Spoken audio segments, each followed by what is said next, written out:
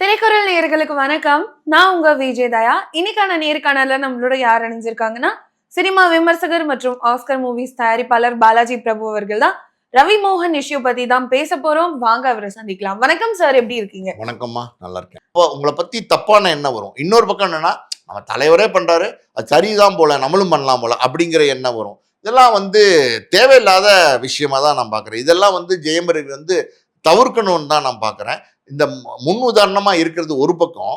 இன்னொரு பக்கம் பார்த்தீங்கன்னா, 2 பேருக்கும் 2 குழந்தைங்க இருக்காங்க, 2 பசங்க இருக்காங்க. ஒருத்தர் 10th படிக்கிறாருன்னு நினைக்கிறேன், இன்னொரு பையன் மேபி 9th 8th இருக்கலாம். ஸோ அப்படி இருக்கும்போது ஒரு மெச்சூர்டு ஏஜுக்கு இல்லாம அது 2ம் கட்டான வயசுல இருக்கிற 2 பசங்க இருக்கும்போது, இன்னைக்கு 8 வயசு பையன் கையில செல்போன் வந்துருச்சு, 6 வயசு பையன் கையில செல்போன் வந்துருச்சு.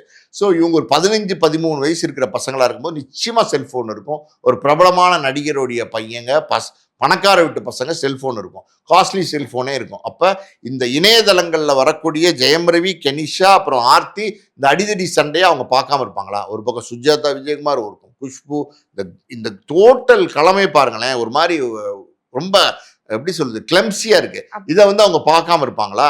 அப்ப பார்க்கும்போது அவங்க மனசு பாதிக்காம இருக்குமா? யாரா இது, என்னடா இது, அப்பா அம்மா யாரோ ஒரு கெனிஷான்னு ஒரு பொண்ணு சொல்றாங்க, குஷ்பு ஆண்டி நடுவில் வராங்க, நம்ம பாட்டி நடுவில் வராங்க, என்னென்னமோ நடக்குது அப்படின்னு யோசிப்பாங்களா? யோசிக்க மாட்டாங்களா? இது அவங்களுக்கு மனசுக்குள்ள ஒரு அழுத்தத்தை உண்டு பண்ணுமா, உண்டு பண்ணாதா? அப்படி அழுத்தத்தை உண்டு பண்ணா சின்ன பசங்களுக்கு வெளியிலையும் சொல்ல தெரியாது. நீங்க பெஸ்ட் அவுட் ஆயிடுறீங்க. இப்போ ப்ரெஸ்ல எல்லாருமே கோபமா பேசிடுறீங்க, ஆளுக்கு ஒரு பக்கம் கோபமா பேசி தாக்கிக்கிறீங்க. அந்த பசங்க எங்க போய் அவங்களுடைய நியாயங்களை பேசுவாங்க, அவங்களுடைய வருத்தங்களை தெரிவிப்பாங்க. ஸோ அது ஒரு மன அழுத்தத்தை அவங்களுக்கு உருவாக்கும். இன்னொரு பக்கம் பார்த்தீங்கன்னா, ஸ்கூலுக்கு போகிறாங்க, காலேஜுக்கு போகலாம், மாலுக்கு போகலாம், படிச்சுட்டு இருக்க பசங்க தானே, மாலுக்கு போகலாம், பீச்சுக்கு போகலாம், எங்கே போனாலும் ஜெயம் ரவியோட பசங்கன்னு தெரியும் போது, சரி ஒரு பீச்சுக்கு போகும்போது தெரியாமல் இருக்கலாம் ஜெயம் ரவி பசங்கன்னு, ஸ்கூலுக்கு போகும்போது தெரியும்ல அவங்க அப்பா ஜெயம் ரவின்னு. இப்போ அங்கெல்லாம் பசங்கள்லாம் இருப்பாங்கல்ல, அதில் ஒருத்தர் கேட்பான், என்னடா யாரா கெனிஷா உங்க சித்தியாடா அப்படின்னு கேட்பான். இதெல்லாம் ஒரு 10 பேர் நல்லவனா இருந்தா ஒருத்தன் இந்த மாதிரி எப்படி சொல்றது கேட்கறவனும் இருப்பான். அப்படி கேட்டான்னா அவங்களுக்கு மனசு பாதிக்க தானே படும். யாரா அந்த கெனிஷான்னு கேட்டா யாராவது ஒருத்தன் பாதிக்குமா இல்லையா? இதெல்லாம் எதுக்குங்க நான் கேட்கறேன், இதெல்லாம் எதுக்கு? குடும்பம், எத்தனையோ குடும்பங்கள் பிரியுது, கணவன் மனைவி ஒன்னா இருக்கணும்னு தான் எல்லாருமே நினைக்கிறாங்க. யாரா இருந்தாலும் அப்படிதான் நினைக்கிறாங்க. குஷ்பு நீங்க சொன்னீங்கல்ல, அவங்க நல்லா இருக்கணும், 2 பேரும் சேர்ந்து இருக்கணும்னு தான் அவங்க நினைக்கிறாங்க. அதுல ஒன்றும் தப்பு கிடையாது. ஸோ ஒன்னா இருக்கணும்னு தான் எல்லாருமே நினைப்பாங்க.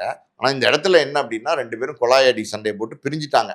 பிரிஞ்சதுக்கப்புறம் தேவையில்லாமல் இதை இவ்வளோ பெரிய விஷயமா ஆக்க வேண்டியவே விஷயமே கிடையாது. சமாதானமாக கோர்ட்லேயே அழகாக எல்லாத்தையும் முடிச்சுட்டு போகலாம். ஜெயம் ரவி பண்ண தப்புன்னு நான் பார்க்குற ஒரே ஒரு விஷயம் என்னென்னா, திருமண பந்தத்தை முறிக்கிறதுக்கு முன்னாடி, சட்டப்படி விவகாரத்தை வாங்குறதுக்கு முன்னாடி கெனிஷாவோட ஜோடி போட்டு பொது இடங்களுக்கு வர்றது, அப்புறம் அவர் தயாரிப்பு நிறுவனம் ரவி மோகன் ஸ்டுடியோஸ்ல பார்ட்னர் ஆக்குறது, கோவாவில் சொத்து ஒன்னா வாங்குறது, இதெல்லாம் தப்புன்னு நான் நினைக்கிறேன். ஓகே சார், இவ்வளவு தூரம் நீங்க சொன்னதுல இப்போ இவங்களுடைய விவாகரத்துக்கு காரணமே தனுஷ் தான் அப்படின்னு ஆர்த்தி தனுஷ் கூட எடுத்த போட்டோஸ்லாம் இப்போ வைரல் ஆயிட்டு இருக்கு. இதை எப்படி நம்ம பார்க்கலாம்? இந்த மாதிரி யூகங்களின் அடிப்படையில் நமக்கு பதிலே சொல்ல முடியாதுமா. ஆர்த்தி தனுஷோட போட்டோ எடுத்தா உடனே தப்பா பேசிடுவீங்களா? நான் கேட்குறேன். நான் கூட ஒரு நடிகையோட நாளைக்கு ஒரு ஃபோட்டோ எடுக்கிறேன், இல்லைம்மா சாதாரணமாக தான் கேட்குறேன், போகிறேன் ஒரு வெல்விஷரு ஒரு நடிகையோட ஒரு ஃபோட்டோ எடுக்கணும்னு ஆசைப்பட்றேன், எடுத்துக்கலாமா? ஒரு செல்ஃபின்னு எடுத்துக்கிறேன், இல்லை ஒரு ஃபோட்டோ எடுத்துக்கிறேன், உடனே அதை தப்பாக பேசுவீங்களா? ஸோ இதெல்லாம் ரொம்ப தவறான விஷயமா நான் பார்க்குறேம்மா. ஒரு ஒரு பொது வெளியில் எடுக்கப்பட்ட ஒரு ஃபோட்டோ, ஏதோ ஒரு ஃபங்க்ஷனில் எடுத்திருப்பாங்க, ஏதோ ஒரு விழாவில் எடுத்திருப்பாங்க, அதை தவறாக திரிச்சு பேசுறது, சித்தரித்து பேசுறது, அதெல்லாம் முழுக்க முழுக்க தவறு. அதுலெல்லாம் எனக்கு உடன்பாடே இல்லை. அதெல்லாம் நான் எந்த காலத்திலையுமே ஏற்றுக்க மாட்டேன். இந்த மாதிரியான செய்திகள், அது உண்மை இல்லாமல் ஊர்ஜிதப்படுத்தாத, எந்த ஆதாரங்களும் இல்லாத செய்திகள், அது தவிர்க்கணும் இந்த மாதிரி செய்திகளை. ஓகே. அண்ட் பாத்தீங்கன்னா, இப்போ சுஜாதா அவர்கள் கொடுத்த பிரஸ் மீட்ல என்ன சொல்லியிருக்காங்கன்னா, ஒரே அக்கௌண்ட் பத்தி ஒரு பத்திரிகையாளர் கேட்கும்போது, ஆமாங்க ஒரே குடும்பம்னு இருந்தா எல்லாமே அப்படிதான், அது என்ன தனித்தனியா அப்படின்ற மாதிரி அவங்க சொல்லியிருக்காங்க. ஸோ அப்படி இருக்கும்போது உண்மையிலுமே இவங்க கண்ட்ரோல்ல தான் வச்சிருக்காங்களா அப்படின்ற மாதிரிலாம் ஃபேன்ஸ் யூக ஆரம்பிச்சிட்டாங்க. ஏன்னா அவங்களே சொல்லியிருக்காங்க. அது எல்லாமே அவங்கவுங்க மனசாட்சிக்கு மட்டும்தான் தெரியும். நம்ம 1000 பேசலாம், 1000 டிபேட் பண்ணலாம், ஆனால் உண்மைங்கிறது ஜெயம் ரவிக்கும் ஆர்த்திக்கு மட்டும்தான் தெரியும். கெனிஷா யாரு, என்ன கேரக்டர், எதுக்கு உள்ள வந்தாங்க, அவங்களுக்கு உள்ளது நட்பு மட்டும்தானா, காதலா, அதெல்லாம் நமக்கு தெரியாது. ஒரு டாக்டர், அவங்க பார்த்தீங்கன்னா ஒரு டாக்டர் தான் கிட்டத்தட்ட. அவங்ககிட்ட நீங்கள் இப்போ டாக்டர்கிட்ட போகிறோம், உடம்பு முடியல, ஃபீவரு கோல்டு போகிறோம், அவர் ஊசி போடுறாரு, மருந்து மாத்திரை எழுதி கொடுக்குறாரு, ஃபீஸ் கொடுக்குறோம், அதோட அந்த டாக்டருக்கும் நமக்கான பந்தம் முடிஞ்சிருதா இல்லையா? அதுக்கப்புறம் நம்ம அந்த டாக்டர் ஒன்றா நம்ம வீட்டில் வந்துருப்பாரா? இல்ல. ஸோ அதெல்லாம் ஏதோ ஒன்று இடிக்குது. அது நம்ம வந்து ரொம்ப டிஸ்கஸ் பண்ண வேண்டாம். அது அவங்களுடைய பர்சனல் லைஃபு. முழுக்க முழுக்க தவறான விஷயந்தான். இருந்தாலும் பார்த்தீங்கன்னா, இப்போ கணவன் மனைவியா இருக்கும்போது ஜாயிண்ட் அக்கவுண்ட் வச்சிருக்கிறது வந்து சகஜமான விஷயம்தாம்மா. ஒரு லாக்கர் வச்சிருக்காங்கன்னா 2 பேர் கணவன் மனைவி ஜாயிண்ட்டா வச்சிருப்பாங்க. ஒரு வீடு வாங்குனாங்கன்னா 2 பேர் கணவன் மனைவி சேர்ந்து வாங்குவாங்க. ஒரு அக்கவுண்ட் வச்சிருந்தாங்கன்னா கணவன் மனைவி சேர்ந்து வாங்குவாங்க. உங்களுக்கு கல்யாணம் ஆனதுக்கப்புறம் உங்களுடைய வாழ்க்கையில எல்லாமா இருக்க போறது உங்க மனைவி தான். அதே மாதிரி பெண்ணுக்கு வந்து எல்லாமா இருக்க போறது கணவன் தான். 2 பேரும் ஒண்ணு கூடி 2 குழந்தைங்க பெற்றிருக்கிறீங்க. 2 பேரும் அண்டர்ஸ்டாண்டிங்கா இருந்திருக்கிறீங்க.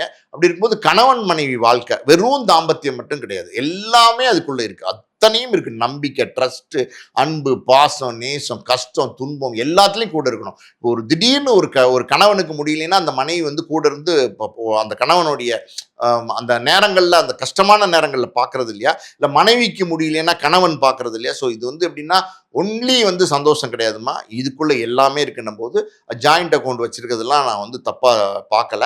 பட் அடக்குமுறை இருந்ததா அப்படிங்கிறது வந்து நமக்கு தெரியாது. ஆனா இதெல்லாம் முழுக்க முழுக்க ஜெயம் ரவி சொல்றாரு. அவரோட ஸ்டேட்மெண்ட் என்ன ரொம்ப வந்து போட்டு கிரஷ் பண்ணாங்க. என்னால முடியல, அதனால வெளில வந்துட்டேன்னு அவரு ஒரு ஸ்டேட்மெண்ட் கொடுக்குறாரு. அதுதான் உண்மையான காரணமா அப்படிங்கிறது உண்மையாலுமே நமக்கு தெரியாது. ஓகே. அது அவங்களுக்கு தான் தெரியும். ஓகே.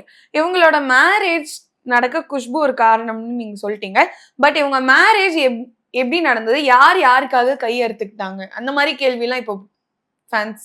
இதெல்லாம் எனக்கு தெரியலம்மா. இதெல்லாம் வந்து பார்த்தீங்கன்னா, ஜெயம் ரவி தான் வந்து சொல்றாரு. இந்த கல்யாணமே பிளாக்மெயில் பண்ணி பண்ணாங்கன்னு சொல்றாரு. கைய வந்து பார்த்தீங்கன்னா, ஆர்த்தி அறுத்துக்கிட்டு தான் அந்த கல்யாணத்துக்கு என்னை சம்மதிக்க வச்சாங்கன்னு அவர் சொல்றாரு. ஜெயம் ரவி சொல்றாரு. இன்னொரு பக்கம் இப்போ பிரஸ் மீட்ல வந்து என் கையை நான் அறுத்துக்கிட்டேன்னு ஒரு காயத்தை வந்து அவர் வந்து பிரஸ் மீட்ல காட்டுறாரு. ஸோ இந்த கையை அறுத்துக்கிறதுங்கிறது வந்து எப்படின்னா, ஒரு சாதாரண விஷயமா பண்ணிட்டு இருக்காங்கன்னு நினைக்கிறேன். இதெல்லாம் வந்து தப்பு. முதல்ல வந்து இது வந்து பிரஸ் மீட் வந்து நான் கையெடுத்துட்டேன் அப்படின்னு காட்டுறது ரொம்ப ரொம்ப சுஜாதா தப்பு. அவர்கள் என்ன சொல்லியிருக்காங்கன்னா, யார் யார் கை அறுத்துக்கிட்டாங்கன்னு தெரியும். விகடன்லயே வந்திருக்குன்னு சொல்லியிருக்காங்க. அது நம்ம பழைய விகடன்ல தேடி அவங்களே எடுத்து கொடுக்குறேன்னு சொல்லியிருக்காங்க. ஆ. தேடி எடுத்து கொடுத்தாங்கன்னா அந்த ஆதாரத்தை கொடுத்தாங்கன்னா நல்லா இருக்கும். இப்போ அந்த விகடன் எப்போ வந்தது, எந்த தேதியில வந்தது, எந்த வருடம் வந்தது அப்படிங்கிறதெல்லாம் அவங்களுக்கு நல்லா தெரியும். நமக்கு தெரியாது இல்ல. அந்த விகடனை தேடி எடுக்கிறதுங்கிறது ஒரு பெரிய விஷயம் இல்லை. விகடனுடைய பத்திரிகை ஆபீஸை தொடர்பு கொண்டு இந்த வருடம் வந்த இந்த மாதத்துல வந்து இந்த தேதியில வந்த புத்தகம் எங்களுக்கு வேணும், ஒரு ரெக்கார்டுக்கு வேணும்னு கேட்டீங்கன்னா நிச்சயமா கொடுப்பாங்க. கண்டிப்பா கொடுப்பாங்க. அது ஒரு புக்கு தானே கொடுப்பாங்க. ஸோ அவங்க ஒரு பிரபலமா தான் இருக்காங்க. சுஜாதா விஜயகுமார் ஒரு செலிபிரிட்டியா தான் இருக்காங்க. இன்ஃப்ளூயன்ஸான ஆளு தான் இருக்காங்க. கூட தோழி குஷ்புலாம் இருக்காங்க. அவங்களாம் பிஜேபியில் இருக்காங்க. அவங்க பெரிய பதவியில் இருக்காங்க. மகளிர் ஆணையத்தில் தலைவியா இருக்காங்க. அப்படி இருக்கும்போது அவங்கெல்லாம் கேட்டாங்கன்னா நிச்சயமா கொடுப்பாங்க. வாங்கி அந்த ஆதாரத்தை வந்து சுஜாதா விஜயகுமார் காமிச்சா ரொம்ப நல்லா இருக்கும். யாரு கையெழுத்துக்கிட்டாங்க, எதுக்காண்டி கையெழுத்துக்கிட்டாங்க. ஆனா ஜெயம் ரவி சொல்றாரு கையெழுத்துக்கிட்டு பிளாக்மெயில் பண்ணி என்னை கல்யாணம் பண்ண வச்சாங்கன்னு அவர் சொல்றாரு. நான் கையெழுத்துக்கிட்டேன் பாருங்க அப்படின்னு காயத்தை காட்டுறாரு. இதெல்லாம் நல்லதுக்கு இல்லை. அவ்வளவுதான் நான் சொல்லுவேன். இதெல்லாம் வந்து எப்படின்னா பொது வழியில கையெடுத்துக்கிட்டேன், கால் எடுத்துக்கிட்டேன், இதெல்லாம் ராங்கா மோட்டிவேட் பண்றது. இது வந்து நீங்க பாக்குறவங்களை எல்லாமே வந்து தப்பா மோட்டிவேட் பண்றீங்க. தப்பாவே மோட்டிவேட் பண்ணக்கூடாது. சோசியல் மீடியாவை வந்து தவறா பயன்படுத்தக்கூடாது. உங்களுடைய சுயநலத்துக்காண்டி, உங்களுடைய குடும்ப பிரச்சனைக்காண்டி நீங்க வந்து கையெடுத்துக்கிட்டேன்னு சொல்லி காமிச்சிங்கன்னா ஒரு சின்ன பையன் பார்க்கறான், ஒரு 15 வயசு பையன், ஏதோ ஒரு 16 வயசு பையன், ஏதோ ஒரு பரீட்சையில ஃபெயில் ஆயிடுறான். ஓ ஜெயம் ரவி மாதிரி நம்ம கையெடுத்துக்கலாமா அப்படின்னு நினைச்சானா தப்பா தானே இருக்கும். தப்பான மோட்டிவேஷன் தானே. அதை நீங்க பண்ணலாமா? நீங்க ஒரு செலிபிரிட்டி, உங்களுக்கு 45 வயசு ஆச்சு, உங்களுக்கு மெச்சூரிட்டி இருக்கு, நீங்க இதெல்லாம் பண்ணலாமா? இதெல்லாம் எதுக்கு நீங்க வந்து சோசியல் மீடியால சொல்றீங்கன்னு கேட்கிறேன். கையெடுத்துக்கிறது, கால் எடுத்துக்கிறது, கழுத்து எடுத்துக்கிறதுலாம் ஒரு கண்டென்ட்டா சோசியல் மீடியால வந்து சொல்றதுக்கு? இதெல்லாம் வந்து தேவையற்றது. இதெல்லாம் தவிர்க்கணும். முதல்ல வந்து இந்த விஷயத்துக்கு மொத்தமா முற்றுப்புள்ளி போடணுமா? இதெல்லாம் வந்து தொடர்ந்து பேசிக்கிட்டே இருக்கிறதே வந்து ரொம்ப தவறு. ஓகே சார், உங்களோட ஆதங்கத்தை நீங்க வந்து கொட்டிட்டீங்க. பட் இன்னும் வந்து 2 கேள்விகள் வந்து இருக்கு அப்படின்ற ஒரு விஷயத்துல. என்ன அப்படின்னா, இப்போ அவர் வந்து அவரோட பிரதரை வந்து அந்த பிரஸ் மீட்ல கூட்டிட்டு வந்தாங்க. சோ ஆர்த்தி இப்போ லைம் லைட்ல இருக்காங்க. ஆனா சுஜாதா அவர்களுடைய 2வது மகள் யாரு, அவங்க பேர் என்ன, அவங்க என்ன பண்ணிட்டு இருக்காங்க, அந்த மாதிரி நிலவரம்லாம் அந்த பிரதர் வந்ததுல இருந்து இதுவாச்சு. அது உங்களுக்கு தெரியுமா சார்? அந்த பிரதர் யாருன்னு எனக்கு தெரியாது. பிரதர் யாருக்கா தெரியுமா? அப்ப அவங்க சுஜாதா வீட்டு மாப்பிள்ளை இல்லன்னு சொல்லுங்க. மாப்பிள்ளை இருக்கலாம். இருக்கலாம். ஓகே. உங்களுக்கு தெரியுமா? அவர் தான் மாப்பிள்ளைன்னு உங்களுக்கு கன்ஃபார்ம் பண்ண முடியுமா? அந்த ரெண்டாவது பொண்ணே லைம் லைட்ல இல்லையே, நமக்கு தெரியல. யாரும்மா? தேவை என்ன இருக்குன்னு நான் கேட்கிறேன். ஜெயம் ரவி ஒரு செலிபிரிட்டி, ஒரு நடிகர். ஜெயம் ரவியுடைய பசங்களை பத்தி, ஜெயம் ரவியுடைய மனைவியை பத்தி, ஜெயம் ரவியுடைய அம்மா அப்பாவை பத்தி, அவங்க குடும்பத்தை பத்தி எதுக்கு நம்ம தெரிஞ்சுக்கணும்? சரி, ஃபார்ச்சுனேட்லி வந்து ஜெயம் ரவியுடைய அப்பா வந்து ஒரு சினிமா துறை சேர்ந்தவர், ஒரு எடிட்டர் மோகன் தெரியும். உன் அண்ணன் வந்து ஒரு ராஜா தெரியும். ஜெயம் ரவிக்கு இன்னொரு தங்கச்சியோ அக்காவோ இருக்காங்க. அவங்க யாருன்னு நமக்கு தெரியுமா? அவங்க யாருன்னு நமக்கு தெரிஞ்சுக்க வேண்டிய அவசியம் என்ன இருக்குன்னு கேட்கிறேன். எல்லாமே நமக்கு தெரிஞ்சுக்கணுமா? ஒரு செலிபிரிட்டியோட வாழ்க்கையில A to Z நம்ம தெரிஞ்சுக்கணுமா? அவசியம் என்ன இருக்கு? தேவை என்ன இருக்குன்னு முதல்ல சொல்லுங்க. அந்த ரெண்டாவது மகளோட கணவரா ஒருத்தர் வந்து கொண்டு வந்து உட்கார வைக்கிறாரு. அவங்களும் டைவர்ஸ் பண்ணதா சொல்றாரு. அதாவது இது எப்படின்னா, எதிரிக்கு எதிரி நண்பன். அவரும் டைவர்ஸ் பண்ணிருக்காரு, நானும் டைவர்ஸ் பண்ணிருக்கேன். அப்ப டைவர்ஸ் பண்றதை நியாயப்படுத்துறீங்களா? என்ன சொல்ல வரீங்க? ரவி மேல கோபம் வெளிப்படுத்துறீங்க. ரவி மேல கோபத்தை வெளிப்படுத்தல, பொதுவா தப்புமா அது. இந்த மாதிரி வந்து இதெல்லாம் வந்து நல்ல உதாரணங்கள் இல்லை, அவ்வளவுதான். ஓகே. அதுக்கப்புறம் பாத்தீங்கன்னா, இப்போ ரவி மோகன் வந்து என் பிள்ளைங்களை பார்க்க விடலன்ற மாதிரி பசங்களை வச்சு நிறைய விஷயங்கள் பேசியிருந்தாங்க. அதுக்கு நம்ம போவேனா. பட் வந்து ரவிக்கு இருக்கிற இன்ஃப்ளூயன்ஸ் நினைச்சா கண்டிப்பா இவர் கஸ்டடி வாங்க முடியும். அப்புறம் ஏன் மறுபடியும் பார்க்க விடலன்னு சொல்லிட்டு இருக்காங்க. சுஜாதாவை கேட்டும்போது கூட அந்த மாதிரி எல்லாம் அவரை பண்ணிட முடியுமான்னு அவங்க பிரஸ் மீட்ல சொல்றாங்க. உண்மையிலுமே பசங்களை பார்க்க விடலையா? இவர் நினைச்சா கஸ்டடி வாங்கலாமே, இல்ல பாக்குறதுக்காந்து வாங்கலாமே. இந்த என்னை பசங்களை பார்க்க விடலேன்னு சொல்லி ரவி வந்து பிரஸ்ல சொல்றாரு இல்லையா, அந்த கருத்துல எனக்கு உடன்பாடு இல்லை. காரணம் என்ன அப்படின்னா, இந்த விவகாரத்து வழக்கு வந்து ரவி மோகன் வந்து கோர்ட்ல தாக்கல் பண்ணியிருக்காரு. விவகாரத்துக்கு எதிர் மனு வந்து ஆர்த்தி வந்து தாக்கல் பண்ணியிருக்காங்க. ஸோ கணவன் மனைவி 2 பேருமே இந்த விவகாரத்து வழக்குக்குள்ள இருக்காங்க. ஸோ அந்த வழக்கு வந்து நடந்துகிட்டு இருக்கு, நிலுவையில் இருக்கு. அப்படி இருக்கும்போது 2 பசங்களும் பார்த்தீங்கன்னா மைனர் பசங்க, அதாவது வந்து 18 வயசு கீழே உள்ள பசங்க. அந்த 2 பசங்களையும் வந்து தகப்பனார், அதாவது வந்து ஒரு தகப்பன் பார்க்கணும், பயாலஜிக்கல் ஃபாதர் பார்க்கணும்னு விருப்பப்பட்டு கோர்ட்ல வந்து மனு தாக்கல் செய்தால், அதாவது என்னுடைய பையனை என்னால் பார்க்க முடியல, எனக்கு பார்க்க விட மாட்டேங்கிறாங்க, நான் வந்து என்னோட பையனோட டைம் ஸ்பெண்ட் பண்ணணும், அதனால வந்து அதுக்கு அனுமதி தாருங்கள் அப்படின்னு கேட்டா நிச்சயமா, அதாவது வந்து பசங்களுடைய படிப்பு கெடாத அளவுக்கு, அதாவது வந்து சாட்டர்டே சண்டே அந்த மாதிரி ஹாலிடேஸ்ல நீங்க உங்க வீட்டுக்கு பசங்களை கூட்டிட்டு போய் வச்சுக்கலாம் அப்படிங்கிற மாதிரி ஒரு தீர்ப்பை வந்து கோர்ட் வந்து நிச்சயமா வழங்கும். பல கணவன் மனைவி வழக்குல குழந்தைங்க வந்து அம்மா கிட்ட மாட்டிக்கும். அப்படி அம்மா கிட்ட மாட்டிக்கும் போது அந்த குழந்தைய அம்மா பார்க்க விட மாட்டாங்க. அது இயல்பு தான். ஏன்னா அப்பா கோவத்துல இருக்காரு, அம்மா மேல கோவத்துல இருக்காரு, அந்த மனைவி மேல கோவத்துல இருக்காருன்னும் போது அவருக்கே நம்ம குழந்தையை காமிக்கணும்னு நினைக்கிறாங்க. பெண்கள் அப்படி நினைக்கிறாங்க, அது பெண்களோட இயல்பா இருக்கு. அது அப்படி இருந்தாலும் நீங்க வந்து கோர்ட்ல மனு போட்டா கண்டிப்பா கொடுப்பாங்க. ஸோ இப்போ அந்த குழந்தை அப்பா கிட்ட வளருதுன்னு வச்சுக்கோங்க, அந்த மனைவி, அதாவது வந்து அம்மா வந்து கோர்ட்ல எனக்கு கிட்ட குழந்தை வேணும், நான் பார்க்கணும் அப்படின்னு சொன்னா கண்டிப்பா அனுமதிப்பாங்க. இதுல ஒன்றும் நடக்காத விஷயம்லாம் கிடையாது. ஆனா இன்னைக்கு பல செலிபிரிட்டிஸ் விவாகரத்தாயும் கோ பேரண்டிங் பண்றாங்க. அந்த மாதிரி ஒரு ஆப்ஷன் இல்லாம பிள்ளைங்க எமோஷன் வச்சு இவர் அடிக்கடி பேசுறது வந்து, அதுவும் மைனர் பசங்க கோ பேரண்டிங் பண்ற கல்ச்சர்லாம் இப்போ நிறைய வந்துடுச்சுமா. ஒரு காலத்துல தான் வந்து பார்த்தீங்கன்னா அம்மா கிட்ட தான் குழந்தை முழுசா இருக்கும், அப்பா கிட்ட தான் குழந்தை முழுசா இருக்கும்லாம் இருந்துச்சு. இப்பெல்லாம் அப்படிலாம் கிடையாது. இன்னைக்கெல்லாம் பார்த்தீங்கன்னா ஐஸ்வர்யா தனுஷ் 2 பேரும் உதாரணம். 2 குழந்தைங்களும் அம்மாட்டையும் போறாங்க, அப்பாட்டையும் போறாங்க. ஜிவி பிரகாஷ் சைந்தவி அவங்க 2 குழந்தை, ஒரு குழந்தை பெண் குழந்தை, அவங்க வந்து அப்பாட்டையும் போறாங்க, அம்மாட்டையும் போறாங்க. ஸோ இதெல்லாம் சகஜமா வந்துருச்சுமா. இப்பெல்லாம் விவகாரத்தையே வந்து சகஜமாக்கிட்டாங்க. ஒரு காலத்துல பாத்தீங்கன்னா ஐயோ விவகாரத்தா அப்படின்னு கேட்பாங்க. இப்ப அப்படி இல்லை, விவகாரத்தா அப்படியா அப்படின்னு கேட்க ஆரம்பிச்சிட்டாங்க. கூலா கம்ஃபர்டபுளா வந்துட்டாங்க. ஒன்றும் பண்ண முடியாது, அப்படி ஆயிப்போச்சு. அதனால வந்து 2 பேரும் அழகா, நீங்க எதுக்கு தான் இவ்வளவு சண்டை போடுறீங்கன்னு எனக்கு தெரியலமா. 2 பேருக்கும் பிரிஞ்சுக்கணும்னு முடிவு பண்ணிட்டீங்கல்ல, சட்டப்பூர்வமா பிரிஞ்சுக்கிட்டு போயிருங்க. எப்பவுமே அப்படின்னா கருத்து எப்படி சொல்றது, ஒற்றுமை இல்லாம கணவன் மனைவி சேர்ந்து வாழவே முடியாதுமா. நீங்க அது வந்து அப்படி ஒரு வாழ்க்கையை வாழவே முடியாது. அதுக்கு பதில் விவகாரத்தை கேட்டு போயிட்டீங்க. விவகாரத்தை வாங்கிட்டு 2 பேரும் சந்தோஷமா இருக்கிறது நல்ல. அவங்கவுங்க சந்தோஷமா இருக்கலாம்.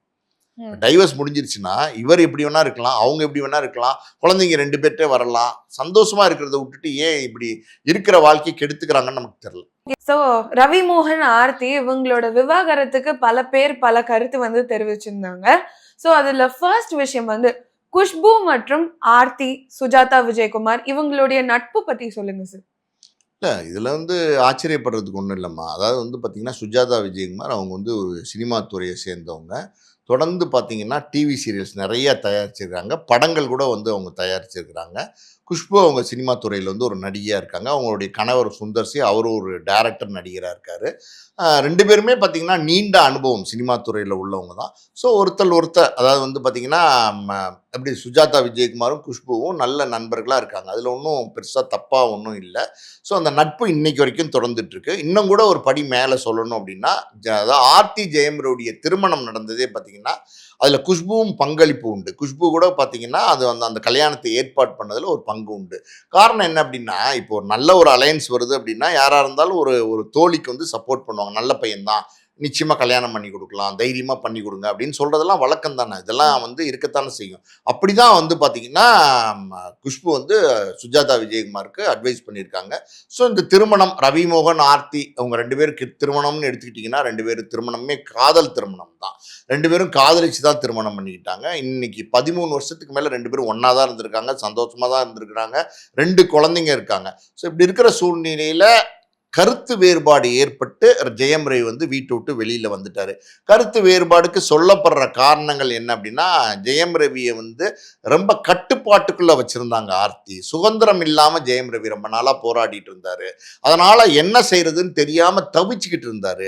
ஒரு ஸ்டேஜில் வந்து பிரேக் ஆகி வெளியில் வந்துட்டார் அப்படின்றது தான் ரவி சைடில் சொல்லப்படுற காரணங்கள்.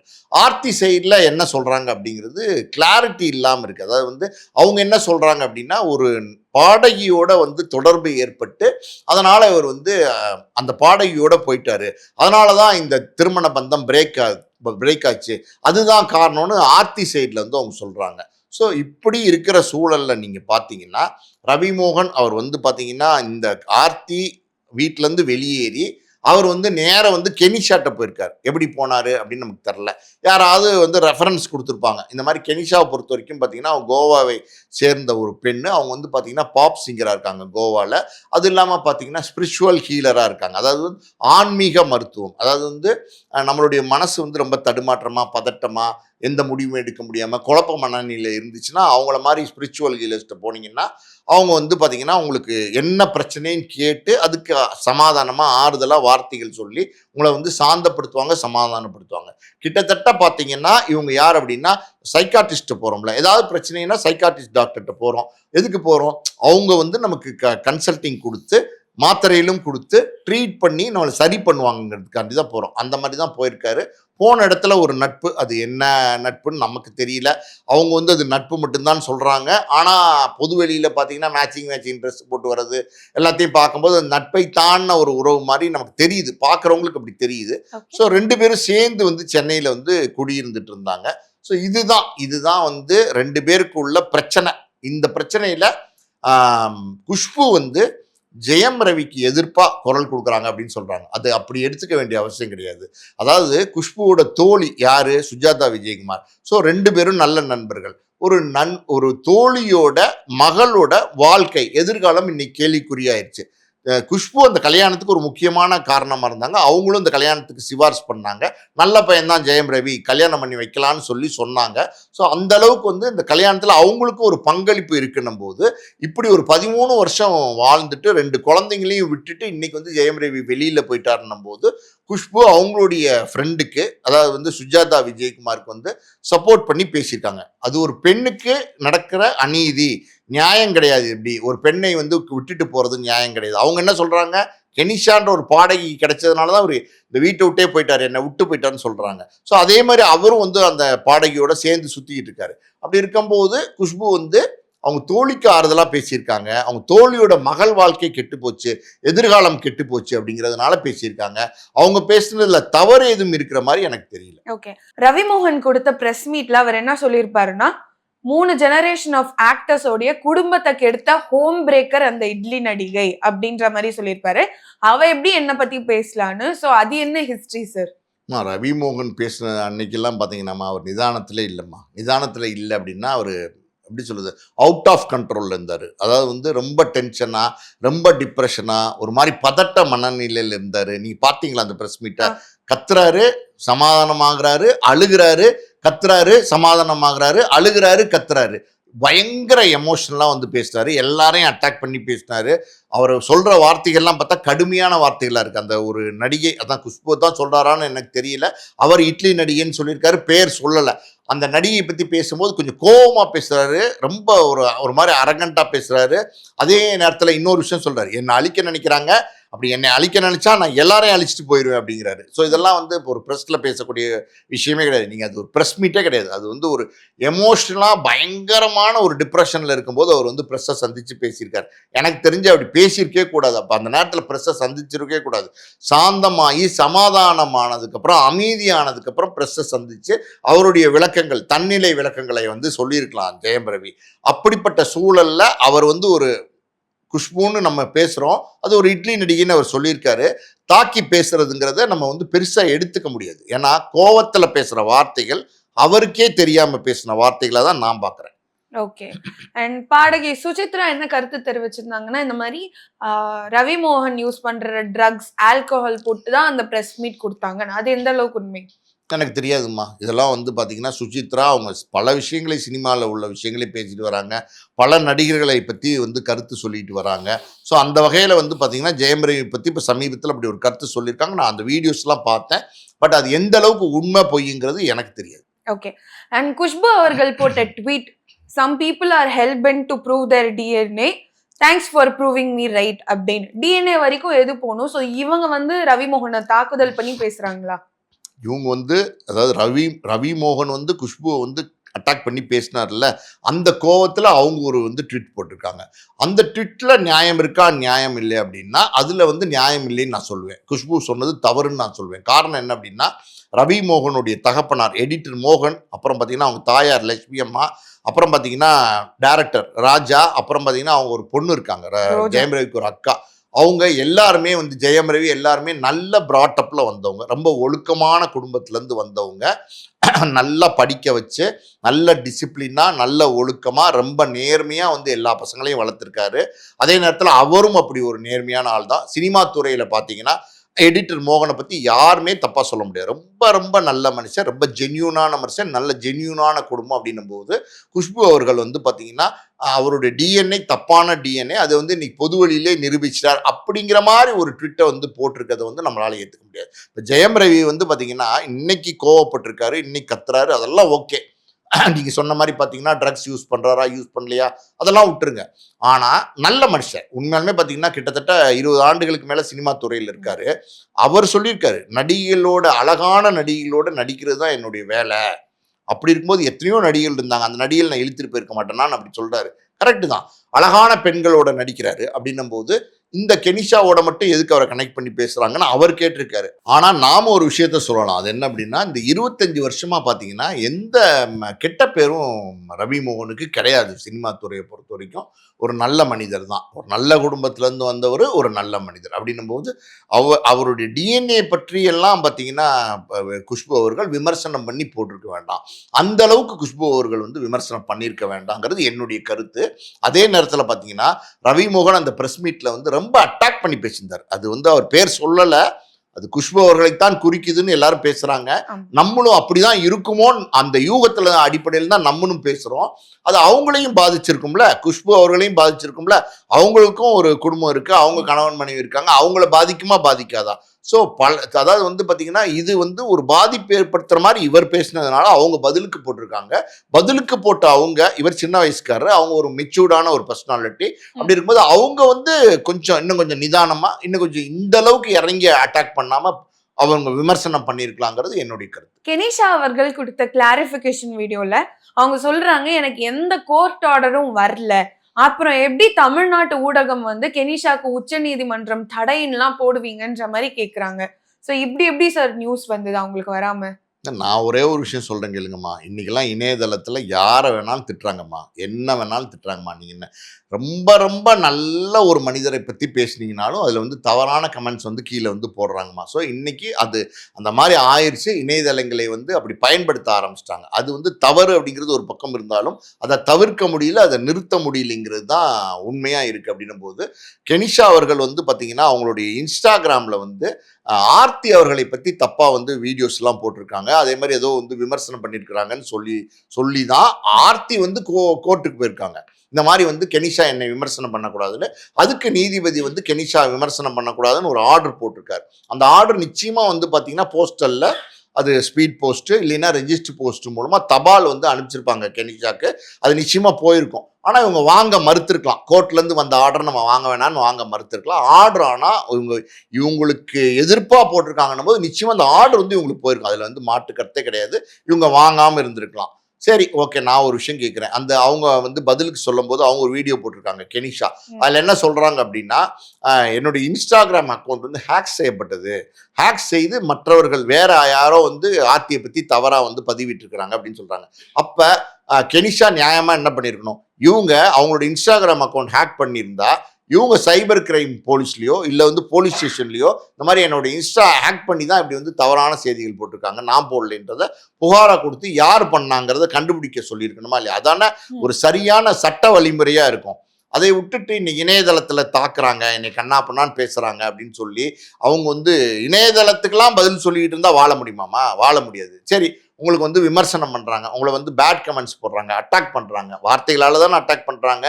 நீங்கள் என்ன இப்போ வந்து அதை வந்து இப்போ எல்லாரையும் அட்டாக் பண்ணுறாங்க, நீங்கள் எல்லார் மேலேயும் விமர்சனம் வைக்கிறாங்க அப்படின்னும் போது கெனிஷாலாம் ஏமாத்துறோம். அதனால் வந்து இதெல்லாம் கண்டுக்காம போகணுமா? கண்டுக்காம போக வேண்டியதான், வேற ஒன்றும் பண்ண முடியாது. இதுக்கு எதுக்கு நீங்கள் இவ்வளோ கோவப்படணும்? எதுக்கு நீங்கள் இவ்வளோ தூரம் வந்து கொதிச்சு எழணும்? நோட்டீஸ் கிடைக்கல அது இதுன்னு எதுக்கு சொல்லணும்? நோட்டீஸ் கிடைக்கல, ஓகே, நீங்கள் போடாதீங்க. அப்படி ஒரு விமர்சனத்தை ஆர்த்தி மேலே தவறான விமர்சனத்தை நீ போடாமல் நிறுத்திட்டா போதும்ல, நிறுத்த வேண்டியது. இதெல்லாம் ஒரு பாயிண்டா, இதெல்லாம் ஒரு பிரச்சனையாக எடுத்துக்கிட்டு இந்த அளவுக்கு இந்த பிரச்சனையை பெருசு பண்ண வேண்டிய அவசியம் இல்லைங்கிறது என்னுடைய கருத்து. இது ஒரு குடும்ப பிரச்சனைமா, முழுக்க முழுக்க குடும்ப பிரச்சனைமா. எத்தனையோ டைவர்ஸ் நடக்குது, சினிமா துறையில எத்தனையோ டைவர்ஸ் நடக்குது. தனுஷ் ஐஸ்வர்யா டைவர்ஸ் நடந்துச்சு, இப்படியா சண்டை போட்டுக்கிட்டாங்க. ஜிவி பிரகாஷ் சைந்தவி டைவர்ஸ் நடந்துச்சு, இப்படியா சண்டை போட்டுக்கிட்டாங்க. அதெல்லாம் மியூச்சுவல் கன்சென்ட்ல சார். நாட் மியூச்சுவல் கன்சென்ட்டே இல்லைன்னா கூட இந்த அளவுக்கு எதுக்கு நீங்க கொலாயடி சண்டை போட்டுக்கிறீங்கன்னு கேட்குறேன். மியூச்சுவல் கன்சென்ட் இல்லை, ஓகே, 2 பேரும் சம்மதிக்கல. அப்படி இருக்கும்போது எப்படி சொல்றது, ஜெயம் ரவி கேட்ட டைவர்ஸ்க்கு ஆர்த்தி கொடுக்க மறுக்கிறாங்க. எல்லாமே இருக்கட்டும்மா, உங்களுடைய நியாயங்களை நீங்க சட்ட ரீதியா நீங்க கோர்ட்ல தான் கொடுக்கணும். ஜெயம் ரவி அவர் மேல வந்து அவர் ஒன்றும் தப்பில்லாத ஆள்னா அவர் கோர்ட்ல வந்து அவருடைய நியாயங்களை டாக்குமெண்டா கொடுக்கணும். ஆர்த்தி வந்து அவங்க வந்து மறுக்கிறாங்கன்னா அவங்க வந்து ஏன் மறுக்கிறாங்கன்றத வந்து அவங்க கோர்ட்ல கொடுக்கணும். நீங்க எதுக்கு வந்து இணையதளத்தை பயன்படுத்தி வந்து சோசியல் மீடியால சண்டை போடுறீங்க? இது ஏன் வந்து ஒரு பப்ளிக்கா மாத்துறீங்க? இது உங்க முழுக்கம். நான் ஒரே ஒரு விஷயம் கடைசியா கேட்கிறேம்மா, இது குடும்ப விஷயம் தானே, 2 பேரும் புருஷன் பொண்டாட்டி தானே, 2 பேருக்கும் பிரிவு வந்திருக்கு, இன்னைக்கு கோர்ட்டுக்கு வந்திருக்காங்க. சரி, இந்த சொசைட்டில இன்னைக்கு எத்தனையோ பேர், லட்சக்கணக்கான மக்கள் வந்து இன்னைக்கு வந்து டைவர்ஸ் கேஸ் வந்து அப்ளை பண்றாங்க. 2 பேரும் சேர்ந்து விருப்பப்பட்டு கொடுக்குறவங்களும் இருக்காங்க, ஒருத்த முடியாது கொடுக்க முடியாதுன்னு போராடுறவங்களும் இருக்காங்க. அவங்க எல்லாம் இப்படியா சண்டை போட்டுக்கிறாங்க? நீங்க ஒரு செலிபிரிட்டியா இருக்கீங்கல்ல, நீங்க இப்படி சண்டை போட்டுக்கிட்டீங்கன்னா, இப்படி பிரச்சனை பண்ணிக்கிட்டே இருந்தீங்கன்னா, இதை உங்களை பார்க்குற ரசிகர்கள் ஒரு பெரிய கூட்டம் ஃபாலோ பண்ணுதா, சின்ன கூட்டம் ஃபாலோ பண்ணுதா அப்படிங்கிறத விட யாரோ ஒரு குரூப் ஆஃப் பீப்புள் வந்து உங்களை ஃபாலோ பண்றாங்க. யார்? ஜெயம் ரவியை சொல்றேன். அப்போ ஒரு செலிபிரிட்டியா மாறிட்டாரு. உங்களோட லைஃப் வந்து செலிபிரிட்டி லைஃபா மாறி போச்சு அப்படின்னும் போது நீங்க வந்து மற்றவர்களுக்கு முன் உதாரணமா இருக்கும், மாடலா இருக்கணும். உங்களை பார்த்து இப்படி சந்தி சிரிக்கிறத பார்த்தா அவங்க என்ன நினைப்பாங்க, என்னடா இது நம்ம ஒருத்தரை வந்து நம்ம வந்து தலைவர் மாதிரி கொண்டாடுறோம், நம்ம அவர் படத்தெல்லாம் ரசிக்கிறோம், ஆனா அவர் இப்படி பண்ணிட்டு இருக்காரு அப்படின்னு யோசிப்பாங்களா இல்லையா? உங்களை சார், ஐ திங்க் இந்த ரவிமோகன் இஷ்யூ வந்து எல்லாருக்கும் ஓவர் டோஸ் ஆயிடுச்சு ஆடியன்ஸ்க்கு அப்படின்னு நான் வந்து நினைக்கிறேன். இப்போ பாத்தீங்கன்னா எல்லாரும் அமைதி காக்குறாங்க. ஸோ ஐ திங்க் மெச்சூர்டா நீங்க சொன்ன மாதிரி அதை வந்து கோர்ட்ல ஹேண்டில் பண்ணி மீடியாக்கு எடுத்துட்டு வராம டிவோர்ஸ் வாங்கிட்டு பேரண்டிங்ல என்ன பண்ணுமோ அதை ஃபோக்கஸ் பண்ணலாம் அவங்க அப்படின்னு வந்து நினைக்கிறேன். கேட்க நிறைய விஷயம் இருக்கு, இருந்தாலும் சலிச்சு போயிடும் அப்படின்னு கேட்கல. இவ்வளவு தூரம் நீங்க விளக்கியத்துக்கும் நேரத்துக்கும் நன்றி, வணக்கம். நன்றி. மீண்டும் இன்னொரு நேர்காணலில் உங்களை சந்திக்கும் வரை, this is Vijay Daya signing off.